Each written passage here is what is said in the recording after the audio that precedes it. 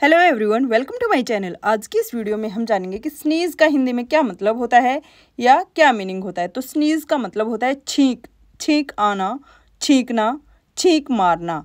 जैसे कि हम छींकते हैं तो हमारी नाक और मुंह से अचानक और ज़ोर से हवा निकलती है। यह आमतौर पर तब होता है जब हमारी नाक में कोई पराग, धूल या कोई अन्य कण चला जाता है या जब हमें जुकाम होता है।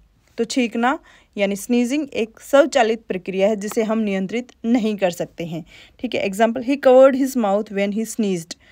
उसने छींकते समय अपना मुंह ढक लिया। या फिर ही स्नीज्ड लाउडली, उसने ज़ोर से छींक मारी। या फिर शी स्नीज्ड इनटू ए टिश्यू, उसने एक टिश्यू में छींक मारी। तो इसके साथ इस वीडियो में बस इतना ही।